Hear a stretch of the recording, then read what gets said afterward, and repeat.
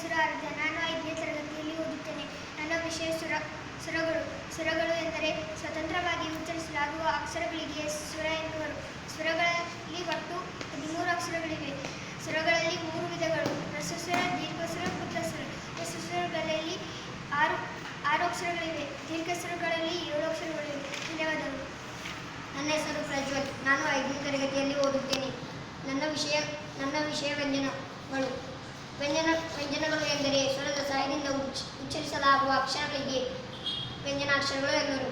ವ್ಯಂಜನಾಕ್ಷರಗಳಲ್ಲಿ 2 ವಿಧಗಳು: ವರ್ಗ ವ್ಯಂಜನ, ಅವರ್ಗ ವ್ಯಂಜನ. ವರ್ಗ ವ್ಯಂಜನ 25, ಅವರ್ಗ ವ್ಯಂಜನ 9. ಧನ್ಯವಾದಗಳು.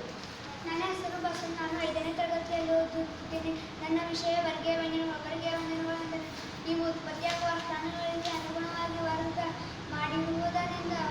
ವರ್ಗ ವ್ಯಂಜನಗಳಲ್ಲಿ 3 ವಿಧಗಳು: ಅಲ್ಪಪ್ರಾಣ, ಮಹಾಪ್ರಾಣ, ಅನುನಾಸಿಕ. ಅಲ್ಪಪ್ರಾಣ ಹಾಗೂ ಮಹಾಪ್ರಾಣ ಮತ್ತು ಅನುನಾಸಿಕ ಇವೆ. ಧನ್ಯವಾದಗಳು. ನನ್ನ ಹೆಸರು ಅನುಷ್ಕಾ. ನಾನು 5ನೇ ತರಗತಿಯಲ್ಲಿ ಓದುತ್ತಿದ್ದೇನೆ. ನನ್ನ ವಿಷಯ ಸಂಯುಕ್ತಾಕ್ಷರ. ಸಂಯುಕ್ತಾಕ್ಷರ ಎಂದರೆ ವ್ಯಂಜನಕ್ಕೆ ವ್ಯಂಜನ ಸೇರಿಕೊಂಡು ಸ್ವರದ ಸಹಾಯದಿಂದ ಉಂಟಾಗುವ